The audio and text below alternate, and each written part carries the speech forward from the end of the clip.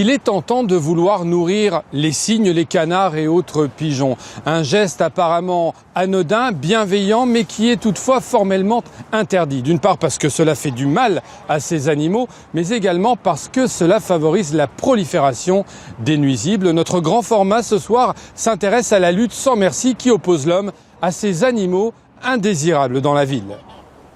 Notre chasse aux nuisibles commence à une dizaine de mètres du sol, sous les toits de Metz où les pigeons ont leurs habitudes. Dans cet immeuble, Pierrick et Alain débarrassent le chéneau des déjections de ces oiseaux avant de poser des pics qui les empêcheront de se percher, voire même de s'installer au grenier. On se retrouve parfois dans des lieux qui n'ont pas été visités par l'homme depuis des années et qui sont investis par les pigeons, et on se retrouve dans des configurations des fois assez impressionnantes, notamment les clochers où pas grand monde ne va, et on se retrouve avec des centimètres et des centimètres de fientes et des nids partout. Le pigeon peut en effet causer bien des désagréments. Il faut savoir que les pigeons, les fientes de pigeons notamment, ont une teneur en acidité assez élevée, et que ça attaque les façades, ça attaque le zinc, c'est un réel problème.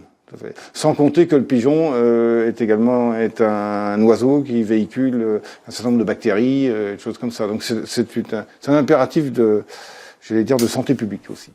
Quittons le grenier, qui au passage peut aussi être visité par les fouines et les loirs, pour descendre à la cave où nous attend un autre nuisible.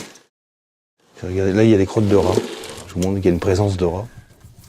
Ça, c'est un terrier de rats, vous en avez un autre là, vous en avez un là-bas, il y en a aussi plusieurs par ici. Soit ils arrivent par les terriers, soit ils arrivent carrément dans les caves d'immeubles par les siphons. Et après, soit, système très classique, ils montent l'escalier de la cave dans les immeubles, ils rongent le bas des portes, qui sont souvent en bois, soit ils creusent autour de la colonne d'eau, et il peut arriver un moment, soit dans une cuisine, soit dans une salle de bain. Ça arrive assez souvent, oui, ça arrive assez souvent.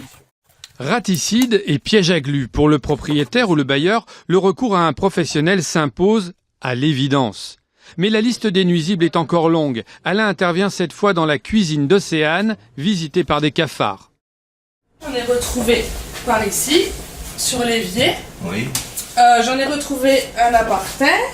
Oui. Et j'en ai retrouvé aussi, en fait ça sortait de derrière la gazinière. Ça peut aller dans les meubles, dans la nourriture, donc... Il y a beaucoup de précautions à prendre, il faut toujours tout vérifier. C'est embêtant. La lutte contre les nuisibles incombe à chacun, aux particuliers, aux loueurs, à la collectivité bien sûr. Sur les berges de la Moselle et de la Seille, la ville de Metz a installé des boîtes pour piéger les rats. En gros, il y en a autant que d'habitants.